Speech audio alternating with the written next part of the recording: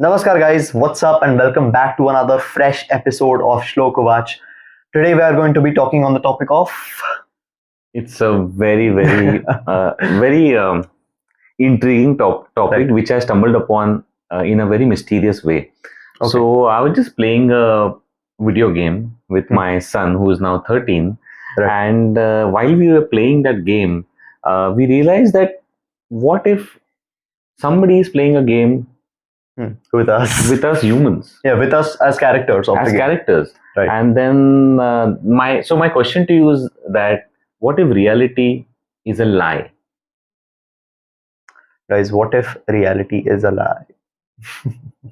What if all we are perceiving, all we are seeing is not what it is, Mhm. but we are thinking because we have given that name or that aspect Right. to that particular form or thing.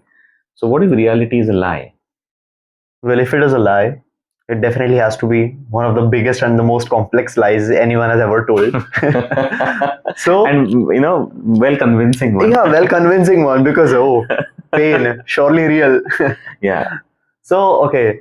So here is where my favorite word comes in. Do you have an idea what's my favorite word of all time? I think I've told you. Maya. Maya. Yes.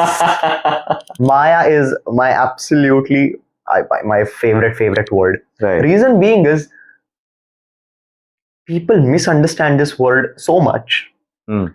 People try to fight against it, but you don't understand how powerful Maya is. So Okay. according to let's bring a Vaishnavic philosophy here. Okay. What Maya is none other than Vishnu's sister. Vishnu's potency is also Maya. Mahamaya, Yoga Maya. That is what Maya Wow. is. Okay. What Maya does is basically when the Kshirodakshai Vishnu in all of us, the Vishnu who's present as the super soul in all of us, Right. decides to take birth on the earthly realm Okay. and does karma, Maya is the one who's helping us in every way to not just stuck her role is to not keep us in the samsara forever, but also to show us Hmm. that this samsara is temporary. Wow. Okay. Because anyone who's on the spiritual path knows ki, oh, Maya is dropping me hints. Right. Because technically she is the divine mother. Right. If she is his sister, she is the divine mother, and you can't really do anything about it. You have to have that reverence and respect for her as well. It is one of my most favorite and beautiful words because this is where the form the aspect of illusion comes in. Maya can be Okay. considered as a veil, a veil that is covering the spiritual realm. Basically, consider this that we are Spiritual realm or the material earth. realm. Yeah, the earthly realm. Yeah. Consider this: we are living in the earthly realm. Right. The only thing that is stopping us to go to the spiritual realm is our ignorance, is our attachment to the body, is Right. our ahankar, our ego. Now, no, I don't mean false ego, but our identity that we are different from the Lord. Okay. This is what Maya does. Okay. This is what Maya is. People think that you need to fight Maya, you need to break free of Maya, but you can't overpower her. You just can't. Yeah. You help Maya. So Maya helps you. You get help from her. You work along with her. Because Shevti, the main thing for all gods, each god wants you to attain moksha. Each god wants you to fuse with them. What she is doing here is basically making us realize that this is not permanent. This is temporary. Okay. Now let's break it down. It's Right. it's a little bit getting a little bit complex. Yep. So if yeah, so if Maya is a veil on the earth, for example, the material world, earth. So what Maya essentially is doing is that it's dropping, as you said, dropping hints to make us realize that what is may not be all. Yep. Right. Of course. So that is where I think the concept you're linking, if reality is a lie. So because then Maya is basically telling you to think out of the box. Yeah. Little bit out of the box. Yeah. If you're seeing that I am a man and I'm supposed to do this and attain this kind of social privileges or whatever, and suddenly I realize like maybe Siddhartha, King Siddhartha, Prince Siddhartha realized that what is the cause of suffering, and he meditated on it and he went to the jungle and Attain attain nirvana. nirvana. Hmm. So is this what Maya's role is in our lives? Maya's role is to make you realize your true self. Okay. It is not unless you realize your delusions that you realize your true self. Okay. Only when you realize, ki, oh shit, I am really not this body. That my possessions are not mine. Okay. You need to have someone to tell you that this is not yours. Okay. Otherwise, in our heads, in our minds, we would be stuck in this body, we would be stuck in this realm. Now, just a very fundamental question. Cool. We have been born with this body. Yeah. If we assume right now, hypothetically, that our identity is different than our body and mind. Okay. Okay. So, is our identity the soul? Yes. Okay. So, if the soul is born with the body. No. The soul doesn't get born. Inside the body.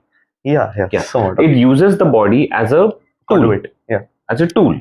Because the soul itself can't just, be present on this earth and do anything. So, it has to have that body. Yes. So, isn't it very natural that we attach to the body? It is. Okay. It is totally. In fact, if we don't get attached to the body, then we attain moksha directly. Right. Because if you're not attached to the body, and if you have a way of getting yourself out of the body through Mahasamadhi, that's what the word is called. Right. You would attain moksha directly. So it is totally natural to stay inside the body. Now, well, you see, there are 3 bodies that each of us have. First one is the material body. The physical body. Yeah. Okay. Physical body. Sthula sharir. Okay. Second is the Sukshma sharir, or the astral body. Basically like your ghost. Okay. It's not the soul. Not the soul. Okay. Third is your soul, Atma. Okay. So your Atma and your material body is linked with the help of your astral body. The astral body is being run by, any guesses? Run by a vital force that all of us, Pran. So the astral body is made out of tons of nadis, which are fibers of Pran. Okay. So the reason why we say ki arey tene pran sodle, life didn't go from him. The essential life force that connected his soul and the body, that went from him. Okay. So now coming back, I have a really amazing theory that I want to put forward. It's called the simulation theory. Have you ever heard of it? No. So as you said right now, that you are playing a game and then you realize that what if I am a player in the game? This is exactly what this is exactly what the simulation theory is. What if this entire game, this entire world is nothing but a big game and we all are characters? Then do you know what would be the true ending of the game? Death. But which is essentially happening, right? Yeah. So technically we die every day, right? Just a little bit. Yes, we're inching towards it since the time we're born. Right.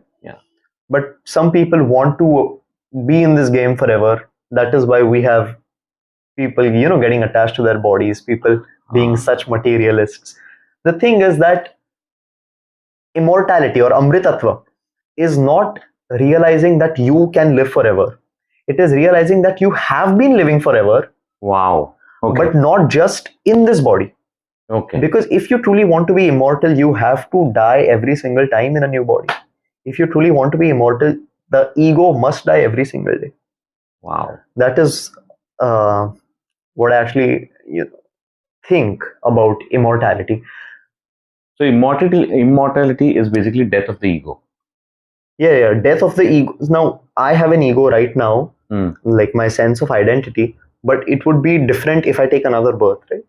Obviously. Yeah. Because I have an intellect, buddhi. So, once you realize that immortality is not the death of the body, immortality is not living forever, but is realizing that you have been living forever. Wow. It is a state. It's not something that you want to achieve. It is something that you have been already achieving, but you are deluded from it. Maya. Okay. I was actually thinking of getting it tatted on my body. Okay. But yeah.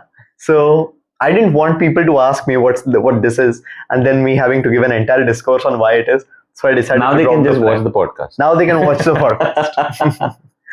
Okay. So, the reason why I said that this lie is very convincing and very complex is because I wrote an essay about this. just think of this. You're sitting in a car Okay. on a huge highway. Mm. The खूप traffic. Okay. There are many cars, traffic jam. So as you're sitting in the car, Mm. you realize that there's another person sitting over there. Mm. Another person. You see so many people driving their cars, so many people even sitting in their cars. Right. All of these people have a name. Mm. All of these people live Mm. in a certain place. Right. All of these people have experienced joy, pain, sadness, happiness, anger, every single thing. Right. Everyone is the main character in their story. Mm. Essentially, you just once you think of this, you would totally realize how small you are in the grand concept of things. So this actually happened to me. I was in a train once. I was coming back from RCity Mall, and I was in the train once. It was late at night, and I thought to myself, everyone here, or like when you go to Dadar station, it's so packed. Everyone here has a different story to tell. Everyone here has. We think our life is long, but everyone here is thinking that. Each of the person goes through the same pain and pleasure and the same cycle of Maya every single day. That is why this grand scheme of this Leela is so confusing. Because Shauti, the main concept is not just us going back, it is everyone going back. So the sooner everyone realizes, the better it is for everyone. You know what I did back in the train? I wrote an essay on this topic. Wow. Is it yeah, already published? Yes, it is published. In one of your books, maybe? Yeah. So it's in my third book. Okay. It's called Epiphany. I think it's the first essay. Okay. If I'm not wrong. Okay. So, yeah. That is scary and interesting at the same time. What also is scary is that if you realize, see, we are governed by thoughts. Right? Of course. Yeah. Any action we take has some thought associated with it. What if we are somebody else's thought? As in, like, our entire life is somebody else's thought. Now, I have both sides to it. Okay. First of all, this somebody else needs to be a lot more, capable to think of all of this. Okay. Because come on, he's not just thinking of one person, he's thinking of all of the persons around us. So, first of all, oh wait, that is what Brahma is doing, right? In the what is it, Satyalok, what he is doing is basically Brahma, when he sprang from Vishnu's lotus, from his navel, a lotus formed. From the lotus, Brahma is sitting on top, and then he meditates. In his meditation, all the lokas, all the creatures, all the devas and asuras are born. So we as humans, we are also a part of his thinking, his manifest. You want to hear a crazy thing that will totally break your everything? Okay. The concept. Cool. I'm game. Which yuga are we living in? Kali Yuga. Kali Yuga. Right? It has some X amount of numbers. Right. Twice that is Dwapar Yuga. Okay. Thrice that is, so it basically doubles in size. Okay. Many million years is one Chatur Yuga. Okay. Only 4 years altogether, 4 yugs altogether. Kali Yuga, Dwapar Yuga, Treta Yuga, Kali Yuga, Treta Yuga, Kali Yuga, Dwapar Yuga, Treta Yuga, and this thing, Satyug. Satyug. These 4. Then I think around 90 or something of them, when come together, it is called a Manvantar. Don't really know the exact number, but that is called a Manvantar. Okay. Then when 17 such Manvantar comes, that is called as one Kalpa. This one Kalpa is one day of Brahma. Wow. And the craziest thing is, Brahma doesn't create at night. He sleeps at night. He only creates during days. And he lives for 100 years. He's 100 years. He is 100 years. Okay. Right now, our Brahma is 51 years old. Wow. Okay. So, now just imagine the amount of speed we are moving at. Because the faster you move in speed, the slower you move in time. Yeah. Or the slower you move in speed, the faster you move in time. So, he is like, first of all, Brahma is not living in this dimension. Although he's living in the universe, or at the very top of the universe, his speed and our speed, now according to modern astrophysics, is very different. So that is how time is Now in the multiverse. that is really, really Yep. interesting and scary as well. Yeah, it is.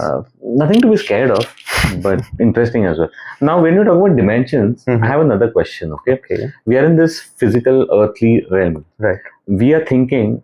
See, a lot of why this sprung up. So even if we have a few animals who emit certain sounds, Mhm. scientists say that you're not able to listen to those sounds because of the frequency difference. Right. So maybe humans can have a certain frequency. Same applies to our eyesight. We can view things only which our retina can capture. Barabar. Now, what if in the same world, in the same studio as we are shooting, recording this video, there is another dimension? Maybe passing through, but we can't see it. Or right now it's existing somewhere. Not like a ghost, I'm saying. Not like a physical entity, but another dimension Or which a is different happening. plane. Yeah, Plane of it's- existence. Yeah, Yeah. just parallelly intercrossing us. And there are some kind of entities or species in that dimension. I have a really, really cool thing to say about this. Okay. So, a dot is one dimension. Okay. Right? The only reason we can view a dot as a dot is because we are putting it on a two dimension. Right? You put it on a paper or something like that. Right. Now, a line is two dimension. Right. Right? Yeah. We can see the line as two dimension because we are living in a three dimension. Right. Right? Right. So, one dimension can only exist because two dimension exists. 2D exists because 3D exists. So this 3D exists because there is some 4D observer watching us. Wow. And also the light thing that you said, to put it into perspective, we can only see visible light. So light is not just waves or particles or both at the same time. It's a spectrum altogether, a spectrum of electromagnetic frequencies. Right. So the light that we see is just a small range of amplitudes. Right. Now consider this. The entire light spectrum that starts from radio waves, microwaves, infrared, right, and like visible light, then UV rays, gamma rays, X-rays, all of this stuff. This entire spectrum of light I put into a film. Okay. Camera roll film. Right. Okay. Now this film is a very long film. Now suppose I put the starting of the film on the west coast of the USA. I stretch it to the east coast of USA. That is the entire spectrum of light, from radio waves to gamma waves. Okay. Do you know what could be the size of the visible light in that spectrum? No idea. Like around the size of a peanut. Really? Really. That is how small visible light is. So many colors that we see, so many people that we see, so many stuff that we see. Wow. The size of a peanut when you put it. So that is, this is the Leela. This is Maya. Although now, for a person who doesn't know how grand these things are, for a person who doesn't know the vastness of this scheme, he would be deluded forever. For him, the world is only this little planet. So I think what we started off, reality a lie? Right. It definitely is. More than a lie, I would say. Like it is a half truth. Half truth. Yes, perfect. Yes. I think that's the punchline Yes. of this. So reality is not a lie, but it's a half truth. There is so much more to discover, experience, and we should more to learn. So much to learn. Honestly. Yes, and evolve. All right, I think that's Thank a cool you. video, guys. Hopefully it wasn't too complex for you all, but let me know down in the comments. Or a lot of people have got in touch with us personally. Yep. So we are welcome. All right, guys, cool. Thank you. Bye-bye. Bye.